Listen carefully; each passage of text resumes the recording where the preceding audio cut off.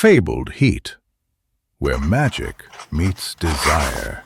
Subscribe to ignite the fantasy. The cold in the cell wasn't just a temperature. It was a physical weight pressing against my bruised ribs and seeping into the marrow of my bones. The Exterminator's hose had done its job well. I was shivering so violently that the heavy metal collar around my neck rattled against its chain, a constant, dull chime that marked the passing seconds of my misery.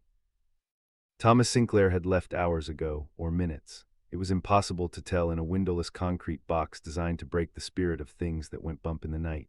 He had promised legal hellfire, swore he would bring the full weight of the UN down on this backwater precinct.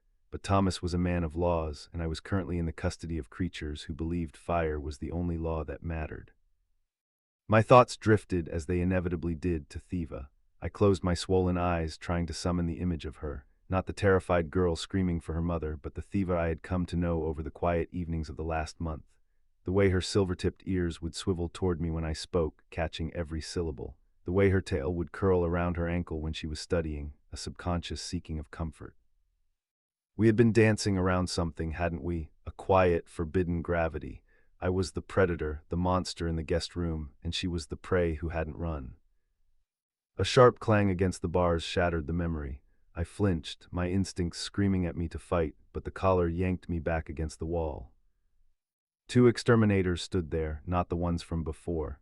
These were dressed in full gear, reflective silver suits that gleamed under the harsh fluorescent lights. They didn't have the casual cruelty of the jailer, they had the silent efficiency of executioners. "Get it up," one of them barked, his voice distorted by the mask. "My lawyer," I rasped, my throat raw from the smoke and the screaming. "He said I'm to remain here until—" "Change of plans, Predator," the second one said. He unlocked the cell door with a magnetic key card. "Facility transfer. This holding cell isn't rated for a Class 5 threat." Class 5, I almost laughed. I was a software engineer from Chicago who liked gardening.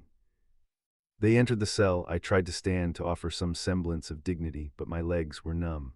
One of them grabbed the pole attached to my collar and jerked it hard. Pain exploded in my neck, white-hot and blinding. I stumbled forward, my bare feet slapping against the wet concrete. "Where are we going?" I demanded, though the words came out as a slur. "Somewhere you can't hurt anyone ever again," the lead exterminator said. They dragged me into the corridor. It wasn't the way I had come in. They were leading me toward the back exit, away from the intake desk, away from the cameras, and away from any hope of Thomas intervening. Panic, cold and sharp, pierced through the fog of my concussion. This wasn't a transfer. This was a disposal. As they shoved me out the back door into the eternal twilight of Venlil Prime, the humid air hit me.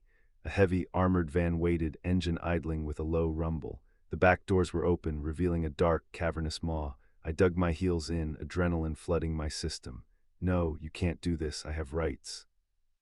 The butt of a flamethrower connected with my kidney. The world went gray. I fell to my knees, gasping for air that wouldn't come. "Rights are for people," the exterminator whispered, leaning down so his mask was inches from my face. "Not for monsters." They hoisted me up and threw me into the back of the van. I scrambled to turn around to fight, to do something, but the doors slammed shut, plunging me into absolute darkness. The lock engaged with a sound like a gunshot. Then, the engine revved and we began to move. The house was suffocating. It smelled of burnt coffee and betrayal. My mother, Vancy, sat on the couch, her tail wrapped tightly around herself, weeping into a tissue. She looked small, frail. For 20 years I had looked at her and seen safety. Now, looking at her shivering form, all I saw was the reason Martin was going to die. "Stop crying," I said. My voice sounded strange to my own ears, low, steady, devoid of the trilling fear that usually colored our speech. Vancy looked up, her eyes wet and wide.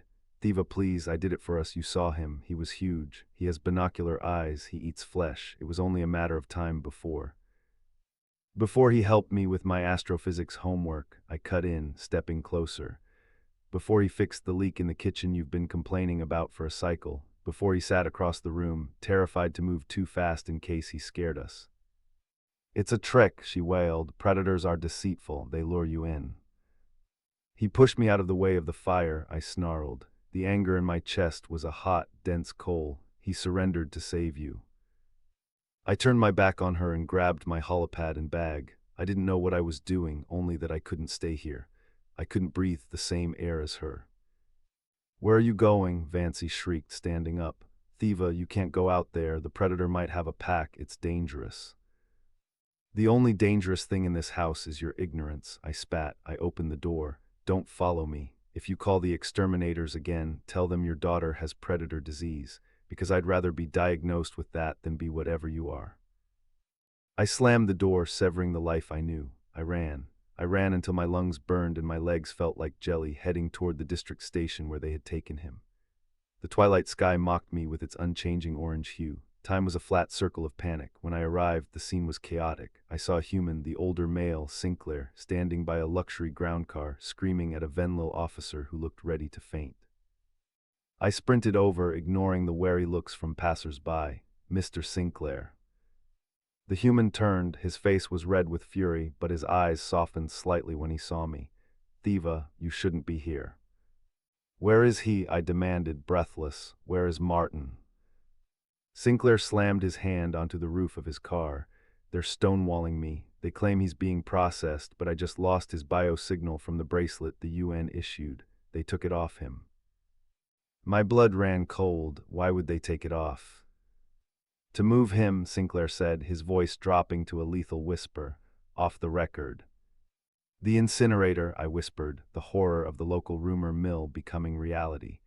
"There's an old waste facility out in the Barrens. The exterminators use it for disposing of tainted carcasses." Sinclair's face went pale, then hardened into granite. "Get in the car." "What?" I said. "Get in, you know the geography. I know how to drive fast." He opened the door. I didn't hesitate. I jumped into the passenger seat of the human vehicle. It smelled of old paper and peppermint. As Sinclair gunned the engine, the tires screeching against the pavement, I realized I had just crossed a line I could never uncross. We sped out of the city limits, watching the tracker on Sinclair's dashboard. I managed to slip a secondary bug into his pocket when I interviewed him. Sinclair muttered, his hands white-knuckled on the wheel. "It's faint, but it's moving, fast, toward the Barrens." We were chasing a ghost, and if we didn't catch it, I knew my heart would stop beating the moment Martin's did. "Faster," I said, my claws digging into the leather seat. Sinclair nodded. "Hang on." Ahead of us, the road curved sharply around a cliffside. We saw taillights, a heavy armored van. "That's them," I breathed. Sinclair floored it, but as we closed the distance, a shadow detached itself from the rocky overhang above the road. A massive, quadrupedal shape, a shadestalker, one of the native predators the exterminators were supposed to protect us from. It didn't go for the van, it went for our tires. The darkness was absolute, but the ride was anything but smooth. I was thrown against the metal walls with every turn, my body a tapestry of bruises. The nausea was back, violent and overwhelming. I tried to focus on the vibration of the engine, anchoring myself to reality. I am Martin Russo. I am alive. I am not meat. I thought about Thiva. It was strange. In the middle of this nightmare, she was the only thing that felt real. I remembered the first time I made her laugh, a chirping, whistling sound that made her whole body vibrate. I had told her a stupid joke about a chicken crossing the road. She hadn't understood the context of a chicken, but she had understood the absurdity. I realized then in the pitch black that I loved her. Not as a friend, not as a host. I loved her with a fierce, terrifying intensity that defied biology and logic, and I was going to die without ever telling her. Suddenly the van swerved violently, brakes screeched, a horrible metal-on-metal tearing sound. I was flung airborne, slamming into the ceiling before crashing down onto the floor. The van was spinning. I could feel the centrifugal force pinning me down. Then impact. The world shattered. The sound of crumpling metal was deafening. I was tossed like a rag doll, my head striking something hard. Sparks showered in the darkness, illuminating brief, terrifying glimpses of the interior twisting inward. The van rolled, once, twice. It came to a rest upside down. Silence followed, heavy and suffocating. Then a hiss, the smell of fuel. I groaned, trying to move. My left arm screamed in protest, broken or dislocated. I was hanging partially suspended by the collar, which had snagged on a piece of wreckage. "Help!" I croaked. Outside I heard shouting, screams, the distinct two-part sound of a flamethrower discharging, a chug, then a hiss. It was followed by a roar that wasn't mechanical. A shadestalker, the thought hit me with a bitter, searing irony. I was being delivered to my death as a predator, only to be interrupted by a real one. Smoke began to fill the compartment. I coughed, the acrid fumes stinging my eyes. I had to get out. I kicked at the back doors, but they were jammed shut, warped by the crash. Martin. The voice was faint, muffled by the metal, but it cut through the chaos like a beacon.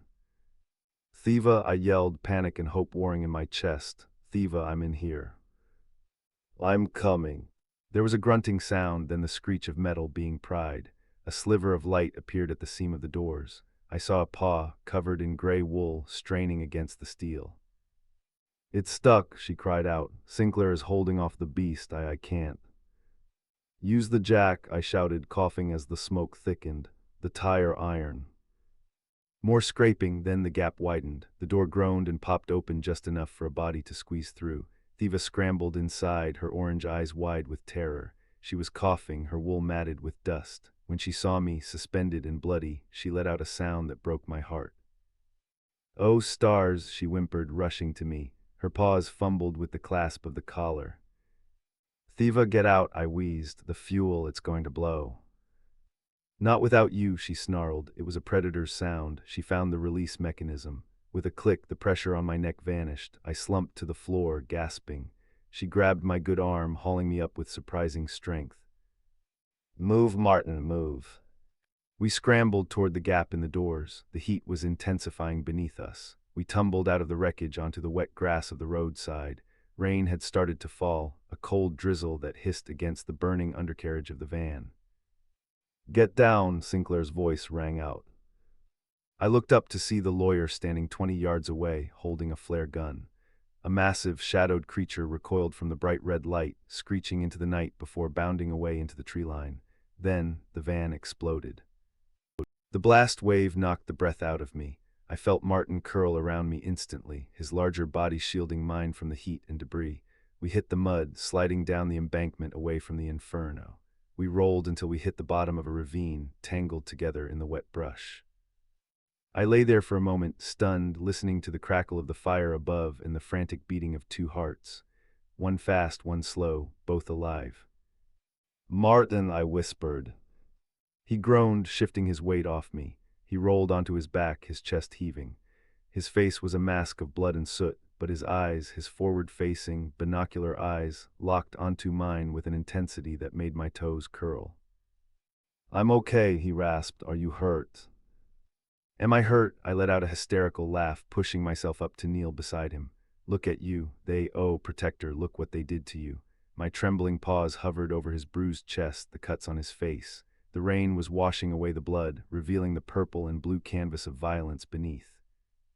It doesn't hurt anymore, he lied. I knew he was lying. Humans were terrible liars.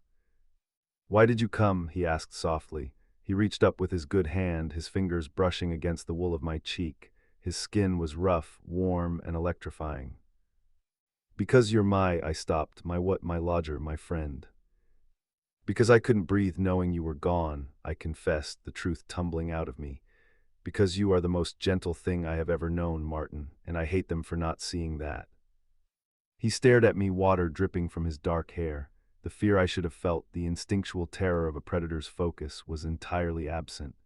Instead, I felt a magnetic pull, a gravity that drew me closer to him until I was leaning over his chest, shielding his face from the rain. Thiva, he murmured, his voice rough with emotion. I think I'm in trouble. We're both in trouble, I said, glancing up at the burning wreck on the road above. The exterminators will send backup. Sinclair will try to find us, but we need to hide. No, he said, shaking his head slightly. I think I'm in love with you. The world stopped, the rain, the fire, the pain, it all receded. My ears swiveled forward. My tail, usually so expressive, went still. In Venlil society, this was madness. It was perversion. It was predator disease manifest. But looking at him, broken, bleeding, and looking at me as if I were the only sun in the sky, I realized I didn't care about Venlil society. I lowered my head slowly. I had seen humans do this in the movies Martin watched. It was a strange, alien gesture, dangerous, vulnerable. I pressed my snout against his forehead, then lower, until my lips brushed against his. It was awkward at first. He flinched in surprise, then melted into it. His hand cupped the back of my head, burying his fingers in my wool. His mouth was hot, tasting of copper and rain. It wasn't the tentative peck of a Venlil. It was hungry, desperate, and overwhelmingly alive.